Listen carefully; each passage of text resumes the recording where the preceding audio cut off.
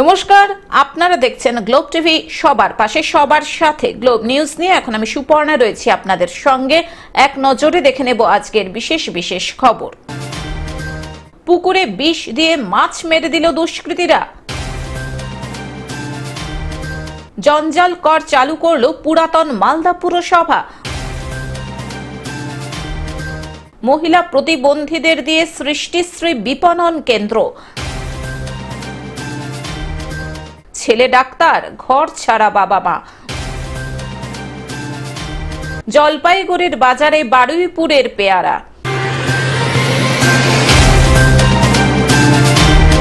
আসছি বিস্তারিত খবরে।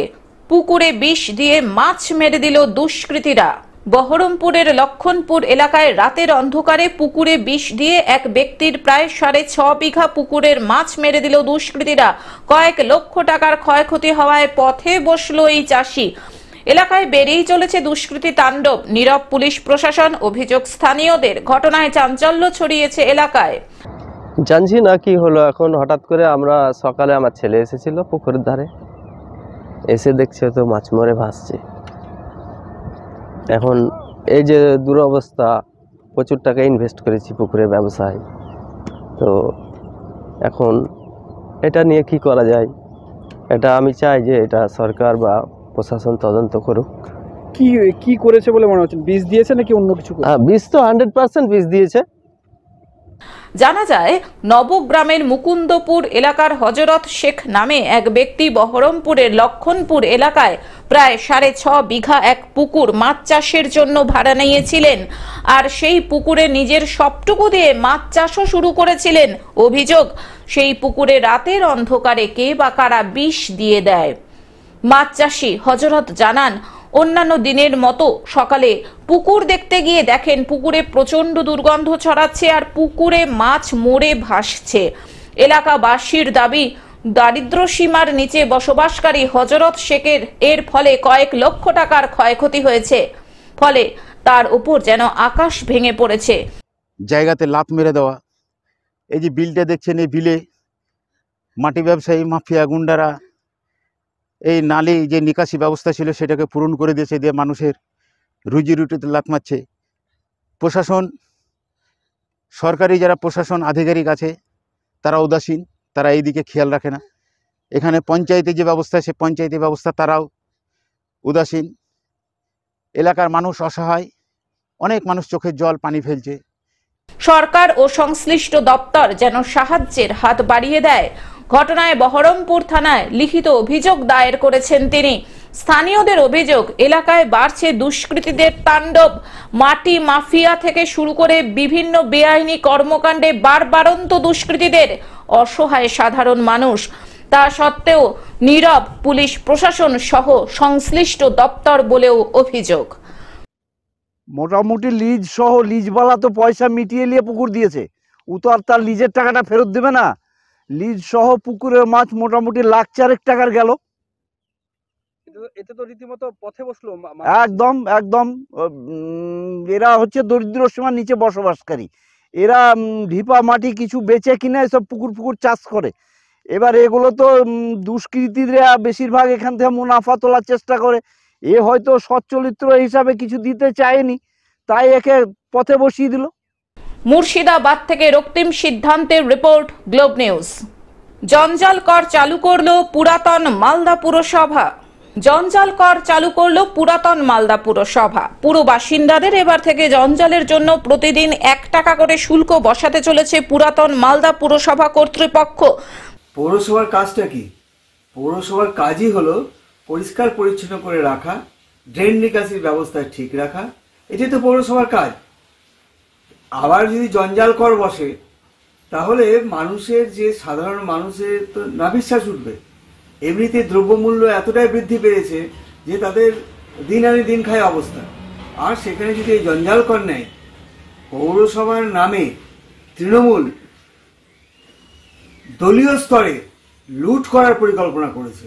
অর্থাৎ এই সমস্ত টাকায় তারা লুট করবে এবং এই লুটের ভাগ তৃণমূলের বিভিন্ন নেতাদের পকেটে যাবে। রাজ্য সরকার ব্যর্থ, পৌরসভা ব্যর্থ এবং মানুষের আজকে নাভিশ্বাস উঠেছে। তা নিয়ে পুরাতন মালদা পুরসভার পুর নাগরিকদের মধ্যে ক্ষোভের সৃষ্টি হয়েছে। পুরাতন মালদা পুরসভার পুরপতি কার্তিক ঘোষ জানান, রাজ্য পুর ও নগর উন্নয়ন দপ্তরের নির্দেশ মতোই বাড়ির জঞ্জাল ফেলার ক্ষেত্রে দৈনিক 1 টাকা করে ব্যবহারিক শুল্ক দিতে হবে পুর নাগরিকদের। পুর নাগরিকরা অবশ্য জানিয়েছেন, কোনো মতেই তারা জঞ্জাল ফেলার ক্ষেত্রে কোনো কর দেবেন না। কোনো সুযোগ সুবিধা পাচ্ছি না, আমরা কিছু পাচ্ছি না, রাস্তাঘাট আমাদের ঠিক নাই, ড্রেন নাই, আমাদের একটা সরকারি ঘর পাচ্ছি না, আমরা সরকারি ঘরের জন্য যেতে যেতে জুতা ক্ষয় হয়েছে তাও পাচ্ছি না, আমরা এরকম ট্যাক্সটা দিতে পারবো না। প্রয়োজনে তারা বাড়ির নোংরা আবর্জনা বাড়িতেই জমা রাখবেন। সাফাই কর্মীরা যদি নোংরা আবর্জনা না নিয়ে যায় তাহলে তারা সেই নোংরা আবর্জনা রাস্তায় ফেলে জঞ্জাল করের বিরুদ্ধে প্রতিবাদ করবেন। জঞ্জাল কর না দেওয়ার ক্ষেত্রে আগামী দিনে পুর নাগরিকরা একত্রিত হয়ে পুরাতন মালদা পুরসভার বিরুদ্ধে আন্দোলন করবেন। ট্যাক্স দিতে পারবো না আমরা 30 টাকা করে, আমাদের কোনো সুযোগ সুবিধা পাচ্ছি না, রাস্তার ড্রেন নাই, জল জমা হয়ে থাকছে, আমরা কি করে আবার উপরে ট্যাক্স দিব, কি করে 30 টাকা করে দিতে পারবো না।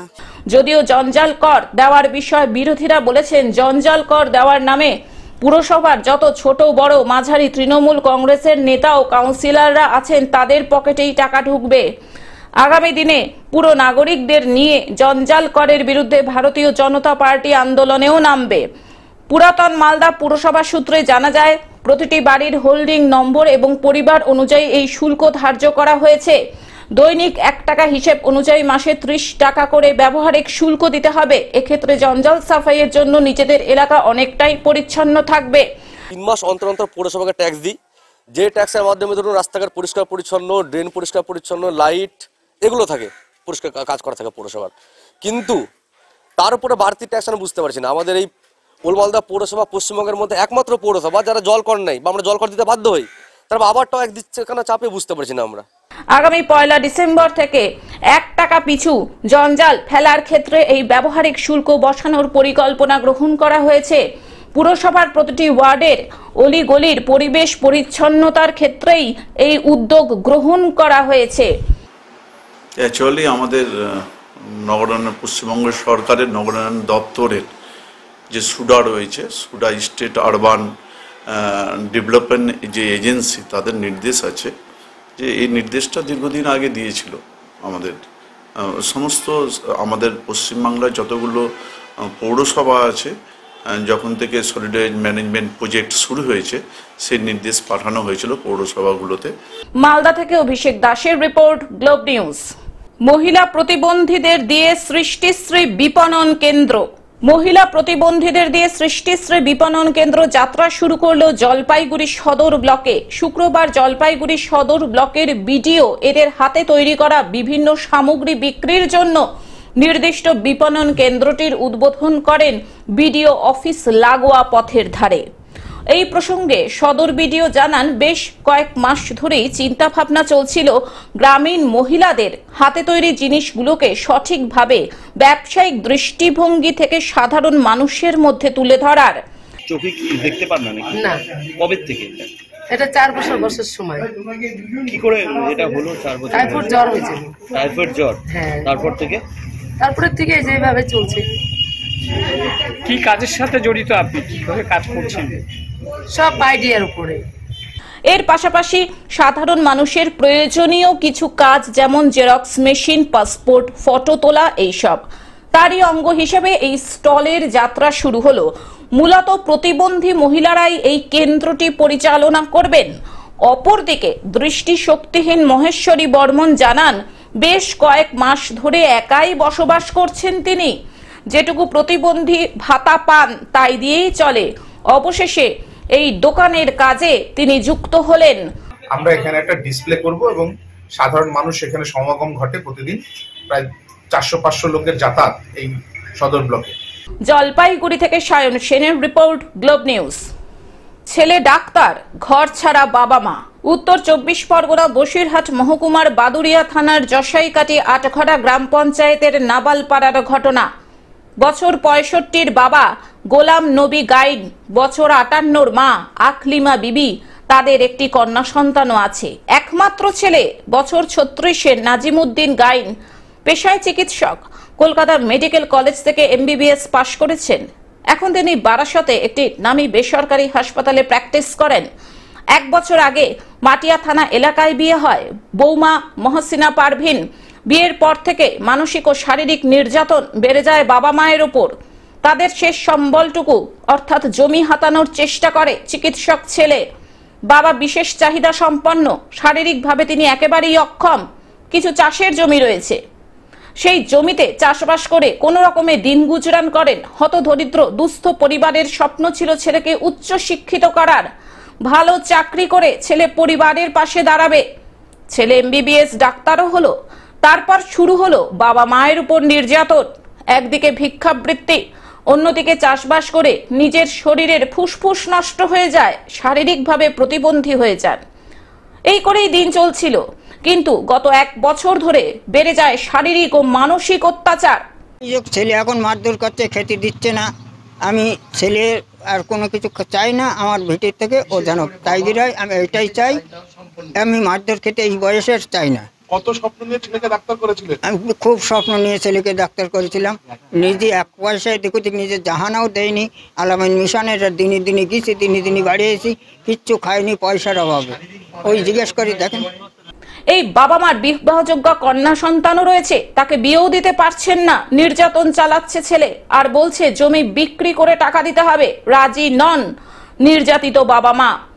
আমাদের রক্ষা করুন, এই দাবি নিয়ে সোজা বাদুড়িয়া থানার পুলিশের দ্বারস্থ চিকিৎসকের বাবা মা। তারা চাইছেন ন্যায্য বিচার। We want justice. এই নিয়ে ছেলে বৌমাকে প্রশ্ন করলে ক্যামেরা দেখে মুখ ঘুরিয়ে নেন, এমনকি সাংবাদিকদের কোনো প্রশ্নের উত্তর দিতে রাজি নন। পাল্টা বাবা মার বিরুদ্ধে ছেলে বৌমা বাদুড়িয়া থানার দ্বারস্থ হয়েছেন। ধান চালির কাজ করে আর ওর বাবা ওই সারা দেশ স্টাইপেন্ডের জন্য কোথায় না গেছে ওই ছেলে মানুষ করার জন্য, স্টাইপের জন্য। হ্যাঁ, ওই ছেলে ভিক্ষে করে বন্ধ, অত তো ভিক্ষে ছাড়া কি স্টাইপের জন্য ছেলে লোকের দরে দরে জাতি হয়ে গেছে, তাই ভিক্ষে না তা কি।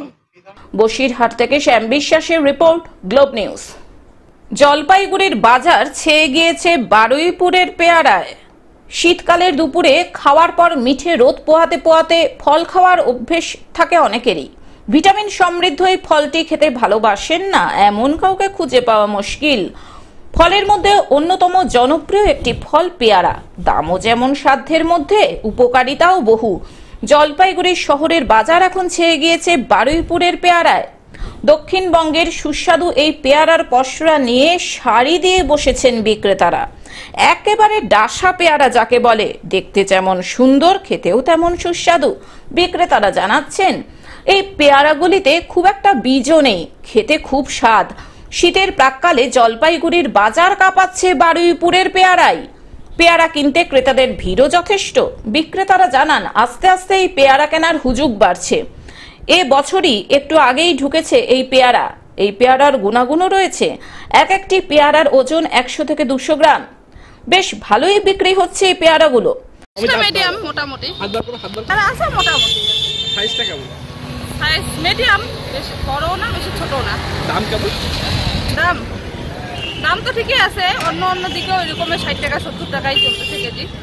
আশা রাখছি এবার এই পেয়ারায় বেশ ভালোই লাভ হবে আমাদের। জানা যায় পেয়ারার বহু শারীরিক গুণাগুণও রয়েছে। প্রতিদিন একটি করে পেয়ারা মিরাকেলের মতো কাজ করে। পেয়ারাকেই রসিকতা করে বলেন গরিবের আপেল। পেয়ারার গুণাগুণ আপেলের চেয়ে কোনো অংশেই কম নয়। পেয়ারায় ক্যালসিয়াম, ফসফরাস ছাড়াও প্রচুর ভিটামিন সি থাকে, যা মানব দেহের গঠন ও বৃদ্ধিতে অত্যন্ত প্রয়োজনীয়। বারুইপুরে পেয়ারা এনেছেন, এবার কেমন চাহিদা আর কি দামে দিচ্ছেন? এখন বারুইপুরের দাম খুব কমে গেছে, এই জন্য আমরা কম দামে একদম লাগিয়ে দিয়েছি। 50 টাকা কিলো মাত্র। বিক্রি কেমন হচ্ছে? বিক্রি খুব ভালো হচ্ছে, যে আমার ভ্যান ফাঁকা হয়ে গেছে। জলপাইগুড়ি থেকে সায়ন সেনের রিপোর্ট, গ্লোব নিউজ। এখন থেকে গ্লোব টিভি দেখুন আপনার স্মার্টফোনেও। গুগল প্লে স্টোর অথবা অ্যাপল স্টোর থেকে ডাউনলোড করুন গ্লোব টিভি লাইভ অ্যাপ এবং জিও টিভি অ্যাপ। এছাড়াও জিও ফাইবারেও গ্লোব টিভি দেখুন। আজকের মতন গ্লোব নিউজ এখন এই পর্যন্তই। দেখতে থাকুন গ্লোব টিভি, সবার পাশে সবার সাথে। নমস্কার।